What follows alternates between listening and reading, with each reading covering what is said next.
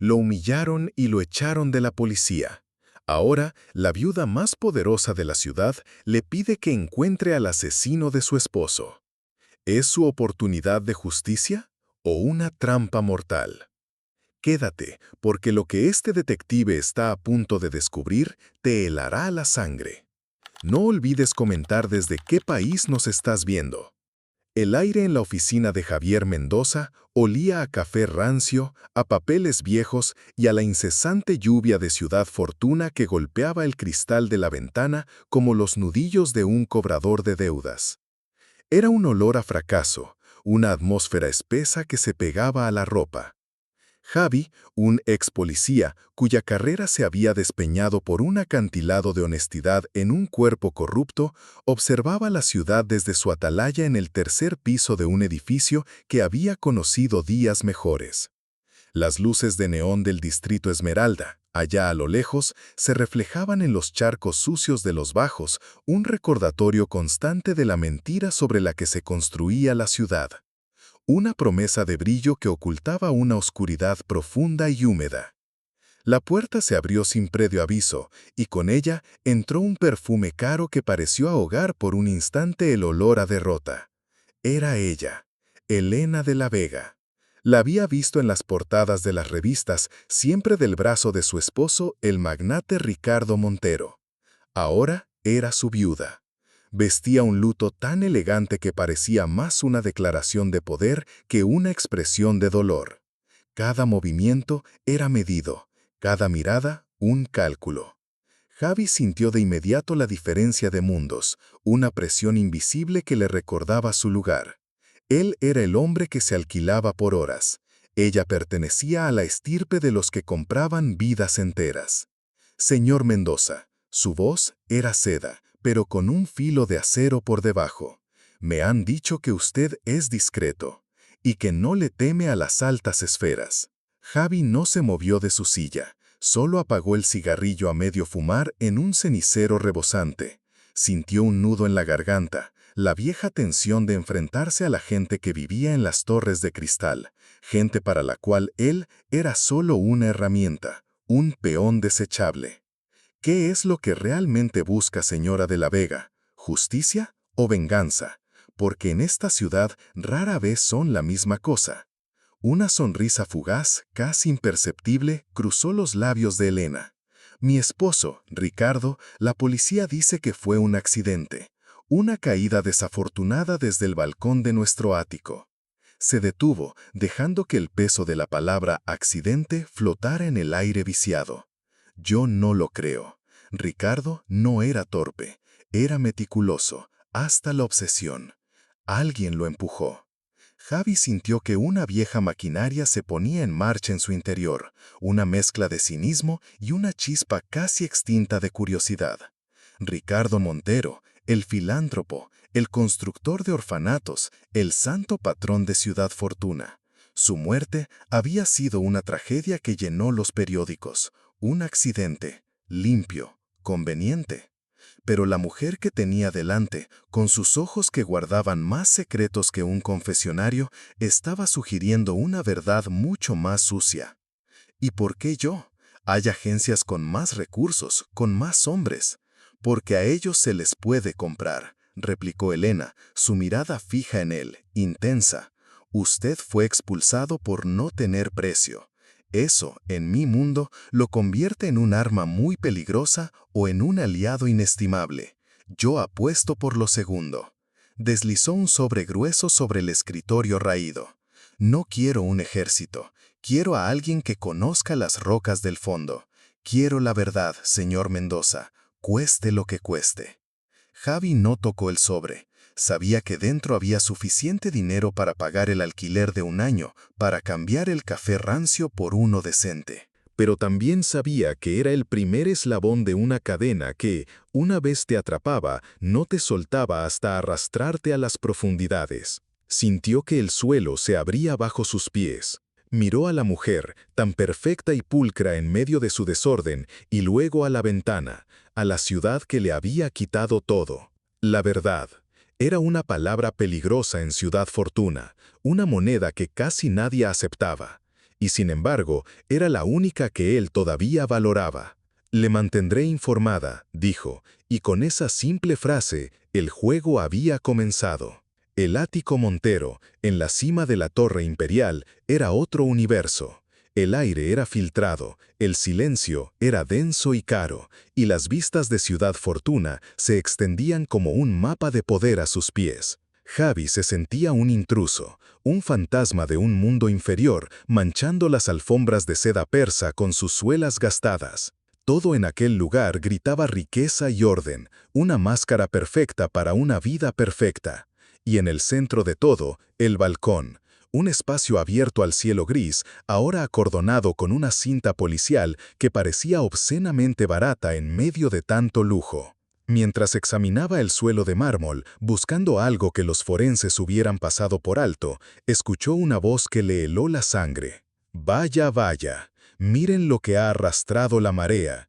Javier Mendoza, hurgando en la basura de los ricos». Javi se enderezó lentamente. No necesitaba darse la vuelta para saber quién era.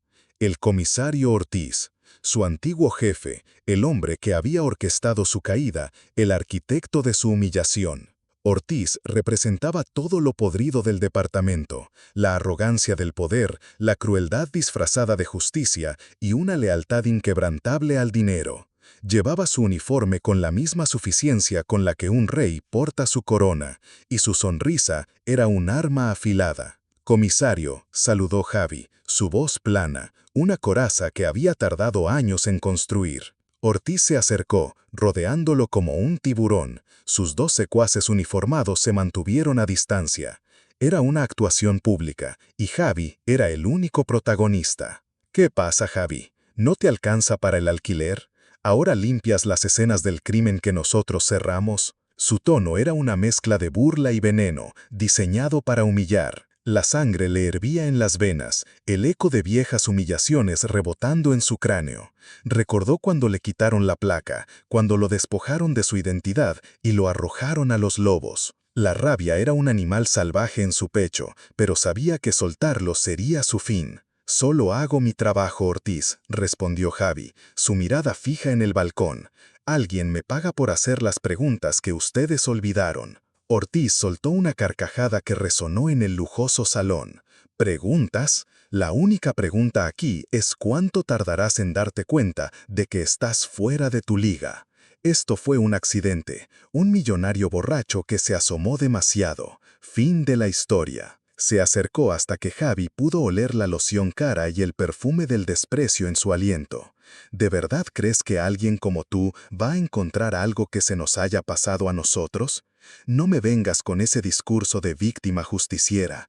Tú no eres nadie». Las palabras rebotaron como latigazos, una humillación disfrazada de consejo. «Lárgate de aquí, Mendoza. Vuelve a tu posilga en los bajos antes de que te acuse de contaminar una escena cerrada. Considera esto tu único aviso». La amenaza era clara, la humillación total. Ortiz se dio la vuelta, satisfecho, y se marchó con sus hombres, dejando a Javi solo en el silencio opresivo del ático. Él no se movió, se quedó allí, respirando hondo, obligando al animal en su pecho a volver a su jaula. La dignidad era lo único que le quedaba, una moneda gastada pero aún suya. Mientras el eco de las risas de Ortiz se desvanecía, Javi se arrodilló de nuevo. Debajo de un pesado macetero de terracota, cerca de la barandilla, vio algo. Un pequeño objeto metálico que brillaba débilmente. Un gemelo. Pero no pertenecía a ninguno de los trajes de Ricardo Montero que había visto en las fotos. Era de otra persona. La historia, supo Javi en ese instante, estaba muy lejos de haber terminado. Sin saberlo, Ortiz, en su intento de humillarlo, acababa de cometer un error fatal. Le había dado la primera prueba real de que aquello no había sido un accidente. Las oficinas de Balbuena Construcciones ocupaban 3 plantas de la Torre de Cristal, un monolito que apuñalaba el cielo de Ciudad Fortuna. Era un imperio construido por Sebastián Balbuena, el socio y supuesto mejor amigo de Ricardo Montero. Si Montero era el rostro público, el santo, Balbuena era el motor invisible, el hombre que convertía las visiones en hormigón y acero. Javi entró en el vestíbulo, un espacio tan vasto y frío que parecía diseñado para hacer que cualquiera se sintiera insignificante. Sebastián Balbuena lo recibió en su despacho, una estancia con una pared de cristal que ofrecía una vista panorámica de su dominio. Era un hombre imponente, con un traje cortado a la medida que no podía ocultar la tensión de sus músculos. Su sonrisa era cordial, pero sus ojos, afilados y calculadores, lo analizaban con la precisión de un ingeniero midiendo una falla estructural. Irradiaba un aire de superioridad que Javi había aprendido a reconocer, el de los hombres que creen que el mundo les pertenece y que los demás solo lo habitan. «Señor Mendoza», dijo Balbuena, con una voz profunda y resonante. «Elena me dijo que vendría. Una pérdida terrible, lo de Ricardo. Un pilar de esta ciudad, arrancado de nosotros». Su pesar sonaba ensayado, una actuación pulida. «Estoy intentando entender qué pasó en sus últimas horas», explicó Javi, tomando asiento sin que se lo ofrecieran. Balbuena se recostó en su silla de cuero, juntando las yemas de los dedos. Ricardo estaba estresado. Los proyectos de la fundación, la presión. Bebía más de la cuenta. Le advertí que tuviera cuidado. Parecía la explicación perfecta, la misma que Ortiz le había dado. Un hombre bueno, abrumado por el peso de su propia bondad. Pero Javi no estaba allí para escuchar la leyenda. Hablemos del proyecto Nuevo Amanecer, el complejo de viviendas sociales en el Distrito Oeste. He oído que había problemas, retrasos, sobrecostes. La sonrisa de Balbuena se tensó una fracción de segundo. Fue suficiente. ¿A dónde quiere llegar Mendoza? ¿Cree que una disputa contractual llevó a Ricardo a tropezar? La burla era evidente. El desprecio por la inteligencia de Javi, palpable. Era la clásica táctica del poderoso. Hacerte sentir pequeño, estúpido, por atreverte a cuestionarlos. ¿Y ustedes qué harían en el lugar de Javi? ¿Se dejarían intimidar o presionarían más? Déjenmelo en los comentarios. Javi sintió que la sangre le empezaba a hervir, no por el insulto, sino por la arrogancia. Sacó el gemelo de oro y lo dejó sobre la mesa de caoba. Brilló bajo las luces halógenas. ¿Reconoce esto? Lo encontré en el balcón. Balbuena lo miró sin tocarlo. Sus ojos se entrecerraron. Nunca lo había visto. Mintió. Javi lo supo por la forma en que su mandíbula se apretó, por el latido casi imperceptible en su sien. Era una mentira tan sólida como el cristal que los rodeaba. Y Javi sintió que acababa de encontrar la primera grieta. «Entiendo», dijo Javi, levantándose. «Gracias por su tiempo, señor Balbuena». Mientras salía, la recepcionista, una joven que parecía aterrorizada por su propio jefe, evitó su mirada. Pero al pasar junto a su escritorio, Javi notó un libro de contabilidad abierto. En la esquina de una página, vio una serie de anotaciones en rojo, con iniciales junto a ellas, R.M. y S.V., y junto a ellas cifras que no cuadraban con los informes públicos de la fundación. Eran pagos a empresas fantasmas, transferencias a paraísos fiscales. La Fundación Nuevo Amanecer no era solo un proyecto de caridad, era una lavadora. La imagen de San Ricardo Montero, el benefactor de los pobres, comenzó a resquebrajarse en la mente de Javi. El santo tenía cimientos rotos, y Sebastián Balbuena era el hombre que los había construido. La caída desde el balcón empezaba a parecer mucho más que un simple accidente. Era la demolición de una mentira. Siguiendo el rastro de las empresas fantasmas del libro de contabilidad, Javi se encontró en el distrito más pobre de Ciudad Fortuna, un laberinto de calles sin pavimentar y edificios que se caían a pedazos. El aire aquí era espeso, olía a humedad y a desesperanza. En el corazón de este barrio olvidado se alzaba el Hogar de la Esperanza, el orfanato estrella de la Fundación Montero.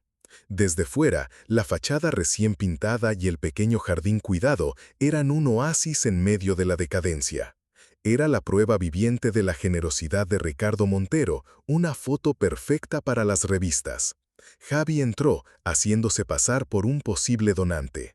La directora, una mujer mayor de aspecto severo llamada Inés, le recitó el discurso de memoria. Habló de la bondad de don Ricardo, de cómo había salvado a cientos de niños de la calle.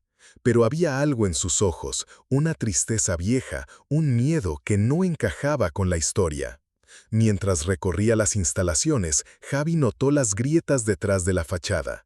Las camas estaban viejas, las tuberías goteaban y la comida en la cocina era escasa y de mala calidad.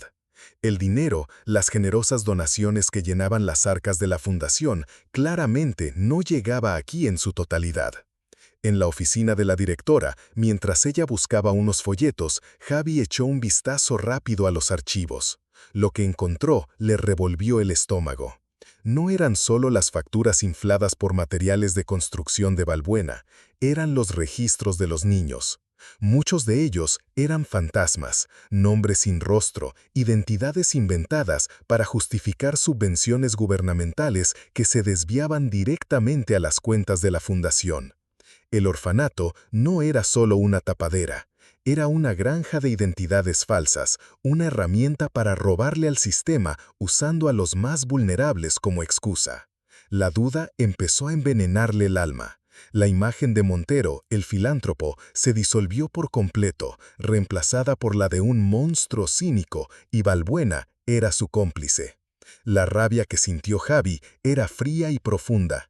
No era solo un asesinato lo que investigaba, era una red de corrupción tan vasta y podrida que amenazaba con tragarse a la ciudad. Al salir del orfanato, un niño pequeño, de no más de 6 años, se le acercó. Tenía los ojos grandes y tristes. «Señor», dijo en voz baja, «¿usted conoció a don Ricardo?»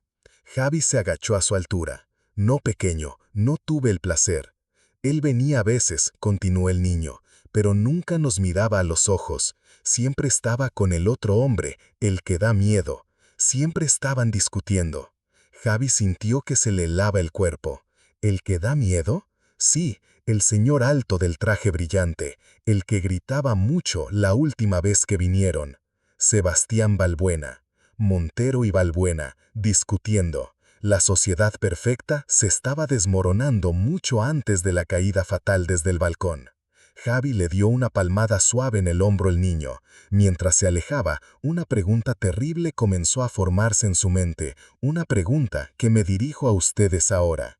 ¿Qué es peor, la crueldad abierta de un villano como Balbuena o la hipocresía de un falso santo como Montero que construye su pedestal sobre el sufrimiento de los inocentes?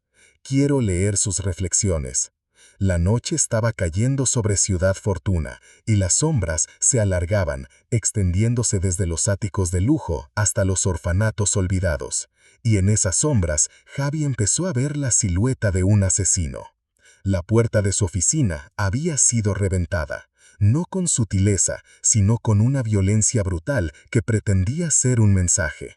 Dentro, el caos reinaba. El archivador estaba volcado, los papeles esparcidos por el suelo como hojas muertas. Habían destrozado el lugar, buscando algo, pero sobre todo buscando intimidarlo. Javi se quedó en el umbral, sintiendo una mezcla de rabia y un cansancio profundo. El peso de años de lucha cayéndole de golpe. No habían encontrado nada importante. Javi había aprendido a no guardar los archivos sensibles en el lugar más obvio. Pero el mensaje era inequívoco. Había tocado un nervio. Se estaba acercando demasiado. Sabía que no terminaría ahí. Era solo el primer aviso. El segundo llegó esa misma noche. De camino a casa, mientras cruzaba un callejón estrecho que usaba como atajo, los sintió antes de verlos. 2 sombras que se despegaron de la pared. No hubo palabras, solo el sonido sordo de un puño contra su estómago que le sacó el aire. Cayó de rodillas. Otro golpe, en la cara, le hizo probar el sabor metálico de su propia sangre. Eran profesionales, sabían dónde golpear para causar dolor. «Balbuena te manda saludos», gruñó uno de ellos, su voz era grava pura. «Dice que dejes de hacer preguntas sobre el proyecto Nuevo Amanecer». Lo levantaron y lo estamparon contra la pared de ladrillos. El impacto le hizo ver estrellas. Dile a Balbuena, jadeó Javi, que necesitará enviar a gente mejor la próxima vez. Fue una estupidez, un acto de desafío inútil que le costó una patada en las costillas que le hizo gritar. Mientras yacía en el suelo mojado, dolorido y humillado, uno de los matones se agachó. Esto no es un juego, Mendoza. La próxima vez no te levantarás. Se fueron tan rápido como habían aparecido. Javi se quedó allí un buen rato, dejando que el dolor se asentara, que la rabia se enfriara y se convirtiera en algo más duro, más afilado. Determinación. Habían intentado asustarlo, romperlo, pero solo habían conseguido avivar el fuego. Se levantó con dificultad, apoyándose en la pared.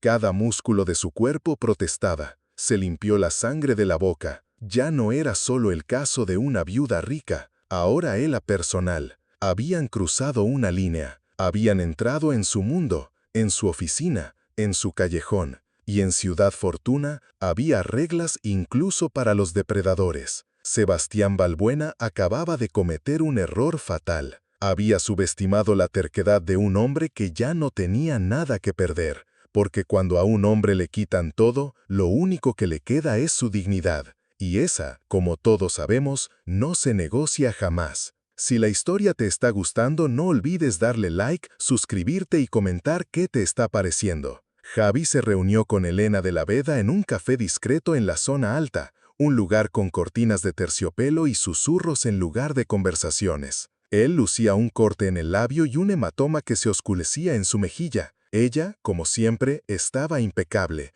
una orquídea negra en un mundo de grises. Sus ojos se detuvieron en las heridas de Javi por un instante, una mezcla de preocupación y algo más, algo que él no pudo descifrar. «Parece que ha encontrado problemas, señor Mendoza», dijo ella, su voz apenas un murmullo. «Los problemas me encontraron a mí», replicó Javi. «Alguien no quiere que investigue a Sebastián Balbuena». Elena bajó la mirada. Sebastián puede ser implacable. Ricardo lo sabía. Su amistad se había vuelto complicada. Javi sintió que ella estaba guiando la conversación, dándole exactamente lo que quería oír, confirmando sus sospechas sobre Balbuena. Era demasiado fácil. ¿Complicada cómo? Ricardo había descubierto irregularidades, las mismas que usted, supongo. Estaba furioso, se sentía traicionado. Elena hizo una pausa, como si estuviera reviviendo un recuerdo doloroso. La noche que murió, tuvieron una discusión terrible en el ático. Yo los escuché. Ricardo le dijo a Sebastián que iba a exponerlo, que lo entregaría a las autoridades. Sebastián se fue hecho una furia. Era la pieza que faltaba. El motivo. Balbuena, acorralado, enfrentándose a la ruina, habría tenido todas las razones del mundo para silenciar a Montero. La historia de Elena encajaba perfectamente. Pero algo en su calma, en su entrega precisa de la información, le inquietaba. Era como si le estuviera entregando a Balbuena en una bandeja de plata. «¿Por qué no le dijo esto a la policía?», preguntó Javi, observando su reacción. «¿Y qué me dijeran que era la palabra de una esposa afligida contra la de uno de los hombres más poderosos de la ciudad?» Su amargura sonaba genuina. Necesitaba a alguien como usted, alguien que no se dejara intimidar. De repente, ella extendió la mano sobre la mesa y sacó una pequeña llave de un compartimento oculto de su bolso. Ricardo tenía una caja fuerte secreta en su estudio, detrás de un cuadro. Nunca supe la combinación, pero guardaba esta llave. Dijo que era para el día del juicio final. Quizás ahí encuentre las pruebas que necesita. Javi tomó la llave. Estaba fría al tacto. Era un riesgo. Podía ser la clave de todo o una trampa mortal. Miró a Elena, tratando de leer más allá de la máscara de viuda doliente. ¿Era una mujer desesperada por justicia o una jugadora experta moviendo sus piezas en un tablero mortal? La línea entre víctima y verdugo era peligrosamente delgada en sus ojos. «Tenga cuidado, Javier», dijo ella, usando su nombre de piel por primera vez. La intimidad repentina fue como una descarga eléctrica. Sebastián no es el único lobo en este bosque. Al salir del café, Javi sintió que se adentraba más en la telaraña. Elena le había dado un arma, pero no podía evitar preguntarse si no estaba apuntando en la dirección equivocada por orden de la propia araña. Porque en el Juego de Tronos de Ciudad Fortuna, la pieza que parece más débil, la Dama de Luto, a menudo es la que da el jaque mate. El estudio de Ricardo Montero era un santuario a su propio ego. Fotos suyas con políticos, libros de filosofía sin leer. Javi encontró el cuadro que Elena había mencionado. Detrás, la caja fuerte. La llave encajó, pero la combinación seguía siendo un misterio. Frustrado, Javi empezó a revisar el escritorio. Y allí, en un cajón con doble fondo, encontró un viejo dietario. No contenía cifras, sino un nombre que se repetía: Mateo Ríos. Y una dirección en un barrio obrero. No era un socio, no era un político. Javi intuyó que era alguien importante, alguien que operaba en las sombras. Encontró a Mateo Ríos en un pequeño apartamento encima de una librería de segunda mano. El olor a papel viejo y a miedo impregnaba el lugar. Mateo era un hombre menudo, con gafas gruesas y unas manos que no dejaban de temblar. Cuando vio a Javi, su rostro se convirtió en una máscara de pánico. «No sé, por favor, váyase», susurró. Javi bloqueó la puerta con el pie. «No vengo a hacerle daño, vengo a hablar de Ricardo Montero. Sé que usted era su contable personal, no el de la empresa, sino el suyo». El color desapareció del rostro de Mateo. Lo dejó entrar. El apartamento estaba abarrotado de libros de contabilidad. Era el nido de un hombre que vivía y respiraba números. «Yo solo hacía lo que me pedían», balbuceó Mateo, «durante 20 años, pero luego las cosas se torcieron». Con la voz entrecortada por el miedo, Mateo lo contó todo. Él era el guardián de los secretos, el hombre que movía el dinero sucio. Pero reveló algo más. «Don Ricardo, él quería salirse», explicó Mateo. Estaba asustado. Decía que el monstruo que había creado con el señor Balbuena se lo iba a tragar. Quería confesarlo todo. Por eso me pidió que preparara un segundo juego de libros, uno real. Mateo se levantó y debajo de una tabla suelta en el suelo sacó un libro de contabilidad de cuero negro. Aquí está todo. Cada transacción, cada soborno, la prueba que destruirá a Balbuena y a medio ayuntamiento. Javi tomó el libro. Pesaba como si estuviera hecho de plomo. Era la combinación de la caja fuerte. No era un número, era la verdad. «¿Por qué no fue a la policía?», preguntó Javi. Mateo soltó una risa amarga. «¿A la policía? ¿Al comisario Ortiz, que recibía el sobre más gordo cada mes? El día que murió don Ricardo, 2 hombres de Balbuena vinieron a verme. Me dijeron que si abría la boca, mi hija sufriría un accidente, como el de mi jefe». Ahora Javi entendía su terror. Mateo era un hombre decente atrapado en un mundo de bestias. Era el eslabón más débil y al mismo tiempo el más importante. «Tiene que guardar esto», dijo Javi, devolviéndole el libro. «Escúcheme, Mateo. Voy a necesitar su testimonio, pero no haré nada hasta que pueda garantizar la seguridad de su hija. Confíe en mí». Al salir, Javi sintió el peso de la vida de aquel hombre sobre sus hombros. Ya no solo luchaba por la verdad, sino por la supervivencia de un hombre bueno. Y sabía que Balbuena y Ortiz no tardarían en darse cuenta de que había un cabo suelto. Tenía que moverse rápido. La redada fue al amanecer. 2 patrullas bloquearon la calle de Javi, y 4 uniformados a las órdenes del comisario Ortiz derribaron la puerta de su apartamento. Los sacaron a rastras en calzoncillos, delante de todos sus vecinos, una humillación calculada y brutal. La acusación: posesión de pruebas robadas de una investigación policial. El gemelo. En la comisaría lo arrojaron a una sala de interrogatorios que olía a sudor frío y a confesiones forzadas. La bombilla del techo parpadeaba, marcando el ritmo de la farsa. Ortiz entró con la misma arrogancia de siempre, pero esta vez llevaba la ley como un garrote en la mano. Dejó caer el gemelo sobre la mesa.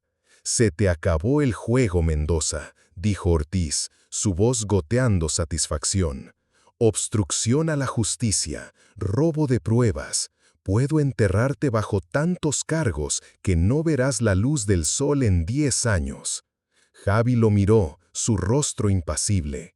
«Sabes tan bien como yo que Balbuena mató a Montero». Ortiz se rió, una carcajada fea. «Lo único que sé es que tengo un detective fracasado que acosa a un ciudadano respetable y roba pruebas. ¿Quién crees que le creerá al juez, al pilar de la comunidad Sebastián Balbuena o a un ex policía expulsado por rencoroso?» Se inclinó sobre la mesa, su rostro a centímetros del de Javi. La segunda humillación estaba en marcha, más íntima y cruel. «Voy a destruirte, Javi. No solo tu carrera, voy a destruir tu nombre. Cuando acabe contigo, vas a suplicar que te meta en una celda solo para no tener que enfrentarte al mundo». La sangre le hervía a Javi, un fuego lento y furioso. Cada palabra de Ortiz era un golpe, un intento de despojarlo de su última posesión, su integridad. Pero Javi no le daría esa satisfacción. Se mantuvo en silencio, dejando que el torrente de veneno lo golpeara. Su silencio era su arma, su desafío. «¿No dices nada?», sisó Ortiz, frustrado. «Bien, púdrete aquí dentro. Piénsalo. Tu cliente te abandonará. Estarás solo, como siempre». Ortiz salió, dando un portazo. Javi se quedó solo en el silencio vibrante de la pequeña habitación. Se sentía como un león enjaulado, el olor a injusticia tan espeso que casi podía saborearlo. Ortiz creía que aislarlo era su mayor arma, pero para un hombre como Javi, la soledad era un viejo conocido, un lugar donde pensar con claridad.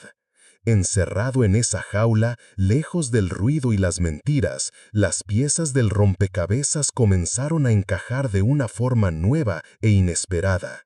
Había algo que no cuadraba, una nota discordante en la sinfonía de la corrupción. Y en esa quietud forzada, en el fondo de la humillación, Javi empezó a ver un patrón diferente, una verdad más oscura y retorcida.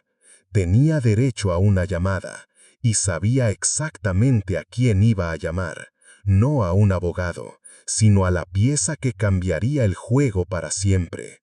Las horas en el calabozo se arrastraban, cada tic-tac del reloj en el pasillo, un martillazo en el silencio.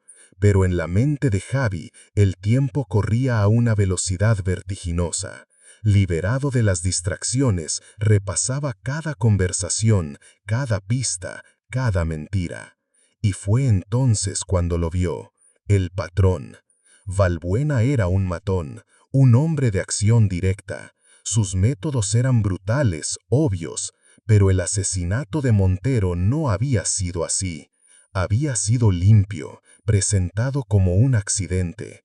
Era demasiado sutil. Luego estaba Elena, la viuda afligida, la que le había señalado a Balbuena desde el principio, la que le dio un guión perfecto, y él lo había seguido como un actor obediente. ¿Y el gemelo? Balbuena mintió al respecto, sí, pero ¿y si no era suyo?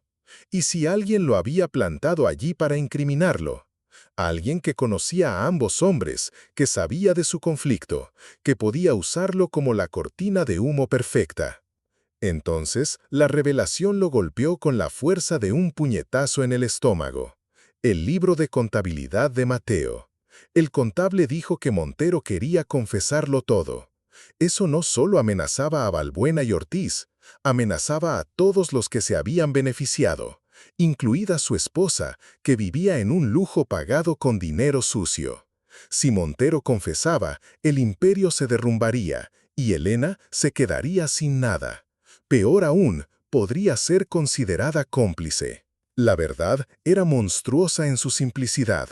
No era una guerra entre socios, era una ejecución. Montero no iba a exponer solo a Balbuena, iba a exponer a todos. Y Elena, la dama de luto, no podía permitirlo. Ella no quería justicia, quería el control.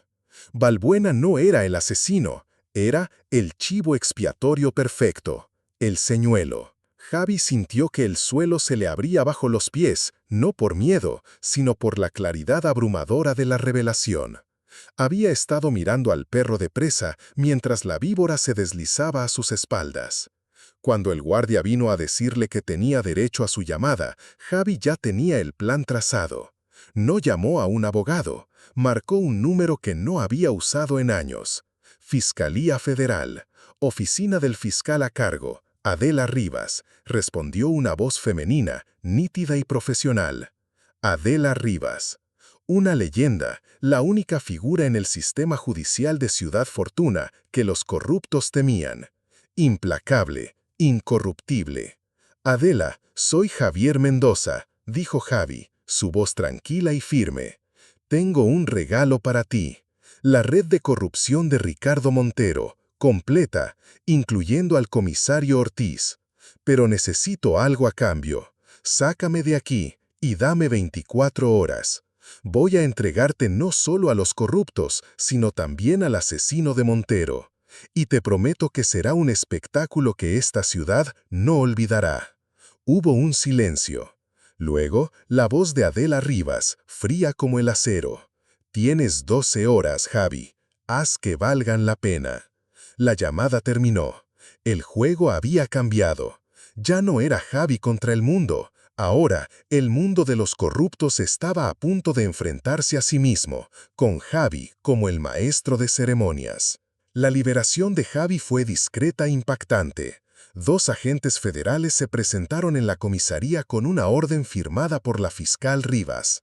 La cara de Ortiz pasó de la incredulidad al pánico en segundos. Javi salió sin decir una palabra. Tenía el escenario, ahora necesitaba a sus actores. Convocó la reunión en el ático de la Torre Imperial, la escena del crimen. Usó diferentes cebos para cada uno. A Balbuena le dijo que Elena tenía una oferta, a Ortiz que Balbuena iba a traicionarlo, y a Elena que tenía la prueba definitiva. Todos acudieron, movidos por su avaricia y miedo. Estaban todos allí, bajo los caros candelabros del salón. Elena con su máscara de viuda expectante, Balbuena nervioso y Ortiz tratando de aparentar control. El aire estaba cargado de tensión. Gracias por venir, comenzó Javi, su voz resonando en el silencio. Estamos aquí para resolver el trágico accidente de Ricardo Montero. Empezó a exponer la red de corrupción usando los datos de Mateo. Describió el lavado de dinero, los sobornos. Balbuena y Ortiz se pusieron pálidos. Elena observaba, imperturbable. Balbuena, usted y Montero discutieron esa noche, continuó Javi. Usted tenía el motivo, pero no el estilo.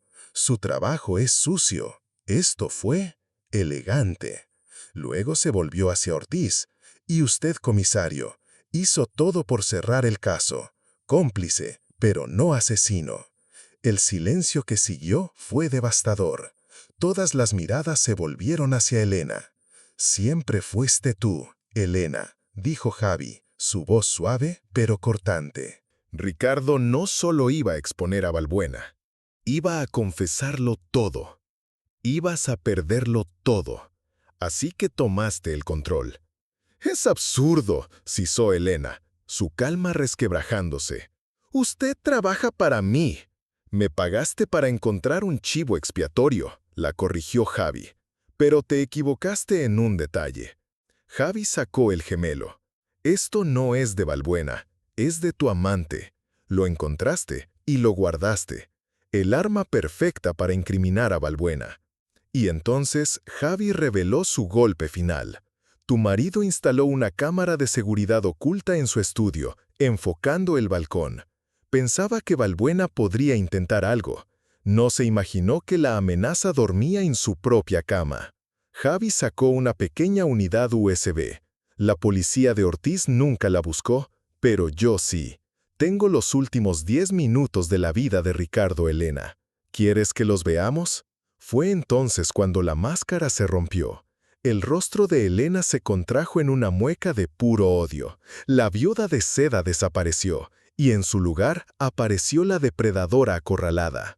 Por primera vez desde que la conoció, Javi vio a la verdadera Elena de la Vega, y era aterradora. La confesión de Javi colgó en el aire, pesada e irrefutable. El vídeo. Era el jaque mate.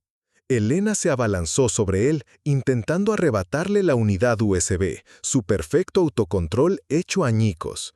Fue en ese momento que Balbuena, dándose cuenta de la magnitud de la traición, gritó: «Ella me tendió una trampa. Esa bruja lo planeó todo. Yo les diré todo. Ortiz también está metido hasta el cuello».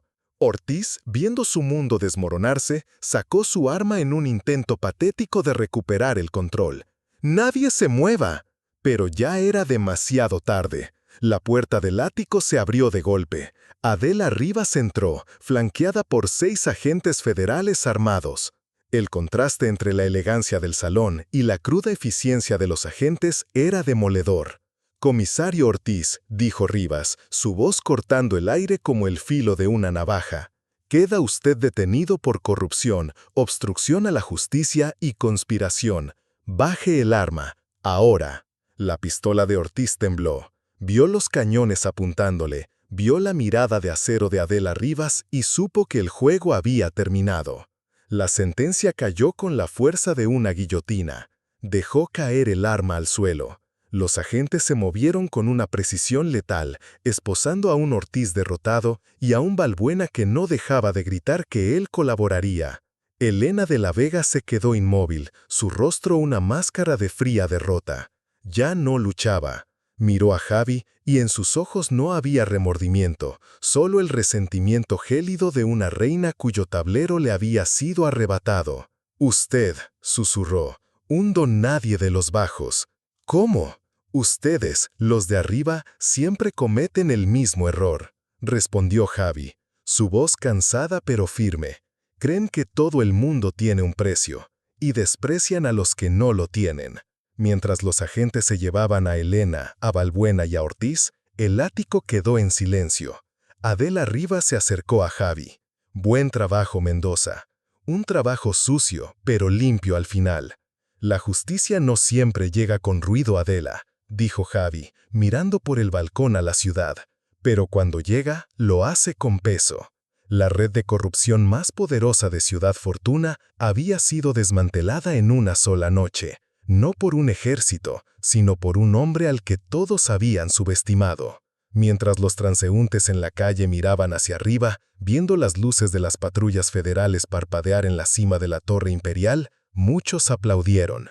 No por venganza, sino por algo que rara vez veían en su ciudad: justicia. Una justicia real, ineludible y por una vez perfecta. Y así termina esta parte de la historia. Pero la reflexión final es para ustedes. ¿Creen que la justicia realmente cambió algo en Ciudad Fortuna? ¿O simplemente se cortó una cabeza de la hidra para que crezcan 2 más?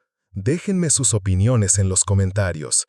La lluvia había vuelto a Ciudad Fortuna, limpiando las calles con una indiferencia gris. Javi estaba de nuevo en su oficina, el lugar que no había cambiado en nada, a pesar de que el mundo exterior se había sacudido hasta sus cimientos. El olor a café rancio le pareció, por primera vez en mucho tiempo, reconfortante. Era real. El sobre que Elena de la Vega le había dejado en su primera visita seguía sobre la mesa, intacto. Lo abrió. Dentro había mucho más dinero del que habían acordado. El pago por su silencio. Javi cogió el fajo de billetes, caminó hasta el pasillo y lo dejó en el buzón de donaciones para el orfanato del barrio, el de verdad, no el de Montero. Sabía que no era mucho, una gota en un océano de necesidad, pero era un comienzo. Se sirvió un vaso de whisky barato, el líquido ambarino un fuego cálido en su pecho.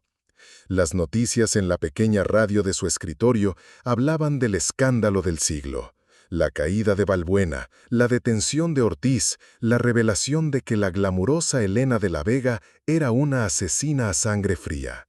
Su nombre, Javier Mendoza, no fue mencionado. Adela Rivas había cumplido su parte del trato. Él era un fantasma, el cronista invisible de la caída de los dioses falsos. No se sentía como un héroe. La victoria tenía un sabor amargo. Había expuesto la podredumbre, pero la ciudad seguiría siendo la misma. Otros Balbuenas, otras Helenas, otros Ortices ya estaban moviéndose en las sombras. La batalla estaba ganada, pero la guerra era eterna. Miró por la ventana, al neón que se desangraba sobre el asfalto mojado. Había hecho justicia a Ricardo Montero, un hombre que no la merecía. Había salvado a Mateo Ríos, un hombre que sí. Quizás eso era suficiente. La puerta se abrió. Era Mateo, el contable. Llevaba un traje nuevo y una sonrisa tímida. El temblor de sus manos casi había desaparecido. «Mi hija está a salvo», dijo, su voz llena de una gratitud que a Javi le costaba aceptar. «Gracias, señor Mendoza. Me ha devuelto la vida». Dejó una botella de whisky caro sobre el escritorio. Se lo ha ganado. Mateo se fue, dejando la botella como un trofeo silencioso. Javi la miró, pero no la abrió. Siguió con su vaso de whisky barato. Era su mundo. Mientras la noche lo envolvía, Javier Mendoza se quedó solo con sus pensamientos. La verdad había salido a la luz, pero era una luz fría. Y en su resplandor, la lección final se hizo dolorosamente clara. Nunca sabes quién está detrás de la máscara. En Ciudad Fortuna, algunas la usan para ocultar su maldad, y otras para sobrevivir a ella. El respeto se pierde en las sombras, pero la dignidad es la única luz que te queda. Porque al final del día, el respeto no se exige, se gana, pero la dignidad, esa no se negocia jamás. Si esta historia te hizo reflexionar, no te vayas sin suscribirte al canal. Nos vemos en la próxima crónica. Y así termina esta crónica de justicia y engaño en las calles de Ciudad Fortuna. Una historia que nos recuerda que las apariencias pueden engañar, pero el respeto y la dignidad siempre deben ser innegociables. ¿Qué les pareció el final de Javier Mendoza? ¿Creen que tomó la decisión correcta? Déjenme saber su opinión en los comentarios. Gracias por ver Historias de la Vida. Si este tipo de relatos te hacen reflexionar, no olvides darle un gran like a este video y compartirlo para que el mensaje llegue a más personas. No olviden suscribirse a Historias de la Vida y activar las notificaciones para no perderse ninguna de nuestras próximas crónicas. Hasta la próxima.